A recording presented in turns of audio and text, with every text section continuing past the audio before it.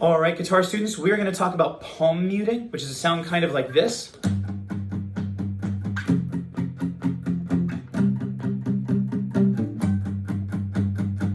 You hear this in a lot of stuff, especially in rock, especially in punk and alt rock. It's a very rhythmic way to play. It is often, though not always, done with power chords, not with full chords. You don't really palm mute a G chord. It's very awkward. But you might take a power chord and palm mute that. It's often used when you want to soften the sound, so perhaps in the verse of a song, as opposed to the chorus where you maybe want everything to ring out more. It can also just be used to accent notes. If I switch between palm muting and not palm muting,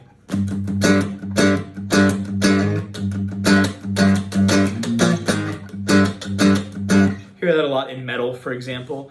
But so it's a texture that you can create. I want to talk about how we do it and some varieties that you have. The way that we palm mute is that we are partially muting the strings that we're playing with the palm of our hand. I'll try this right now. By the way, I would definitely use a pick for this. You can do it with your fingers. You don't want to. Do it with a pick. So grab a pick, make sure you've got a good position on it. If you need to rewatch the pick holding video, please go ahead and do that. But take a look. I'm going to hit my string. Rings out nicely. If I take my palm right here and I set it, let's say right in the middle of the string, I'm not going to get a sound. I'm killing it. But if I put my palm right about here, right about where the string starts, I'm going to partially mute it and get that sort of thuddy sound. Hopefully that makes sense. That is what palm muting is. Now, two things you want to be aware of. There is not one exactly right place. Sorry, I feel weird just being a mouth. There's not one exactly right place to palm mute. You can get different sounds. If I want a little bit more of the note and just a touch of that rhythmic portion, I'm going to move slightly closer to the actual bridge itself. Look, and listen, my note will ring out, and it's just a little bit dampened. If I want it to really be percussive and just get a little bit of my note, I'm going to move it slightly more over to the left, toward the neck. And it's going to be more thuddy.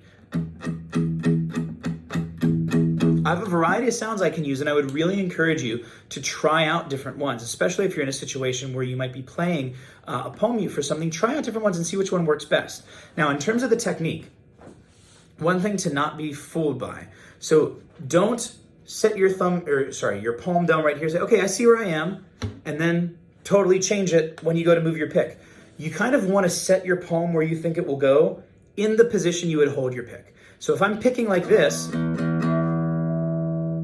I want to shift that whole unit over here. Use your ear even more than your eyes. Make sure that your palm is laying down across both of or all three of the strings you're playing.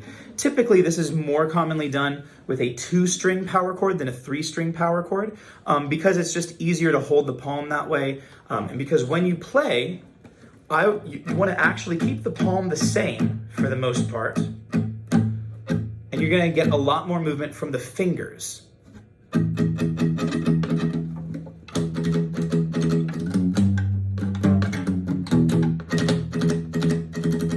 I'm trying to keep my palm on the string the whole time. So it's going to move some,